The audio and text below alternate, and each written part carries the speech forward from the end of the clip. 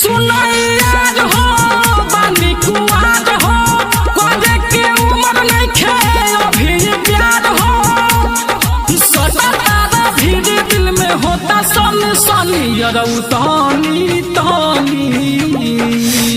यरऊ तानी तानी दाबाय अभी नन्ही नन्ही बाबे यरऊ तानी तानी दाबाय अभी नन्ही नन्ही बाबे यरऊ तानी तानी दाबाय अभी नन्ही नन्ही बाबे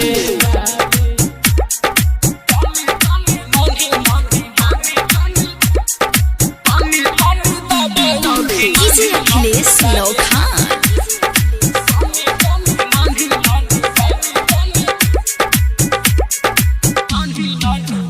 हाँ हाँ बुझ तू बात हमर बानय औकात हमर जोड़ी से झटका मरबा लाग जाई दात हमारे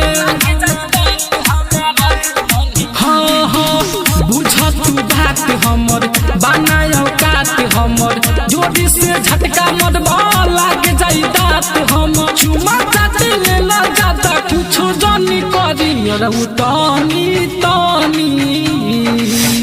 यरऊ तानी तानी दाबाय अभी नन्ही नन्ही बाबे यरऊ तानी तानी दाबाय अभी नन्ही नन्ही बाबे यरऊ तानी तानी दाबाय अभी नन्ही नन्ही बाबे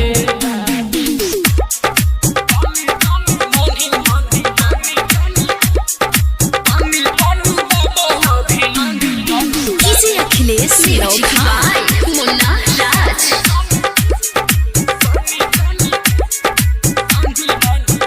हाँ हाँ मुन्ना बोला बता दो काहे बोला बता दो सुनो ये जख्मी जयराम देहदा बता दो हाँ हाँ मुन्ना बोला बता दो काहे बोला बता दो सुनो ये चंद्र मोहन देहदा बता दो छुआ तारा चंदन हमार देह जाता जरी यरऊ तानी तानी यरऊ तानी तानी दाबाय अभी नन्ही नन्ही बाबे यरऊ तानी तानी दाबाय अभी नन्ही नन्ही बाबे यरऊ तानी तानी दाबाय अभी नन्ही नन्ही बाबे सुनाइयार हो बानी कुआर हो कोजे के उम्र नहीं खे अभी प्यार हो सदा तारा भीड़ दिल में होता सन सनी यरऊ तानी तानी यरऊ तानी तानी दाबाय अभी नन्ही नन्ही बाबे यरऊ तानी तानी दाबाय अभी नन्ही नन्ही बाबे यरऊ तानी तानी दाबाय अभी नन्ही नन्ही बाबे राज स्टूडियो स्टेशन रोड।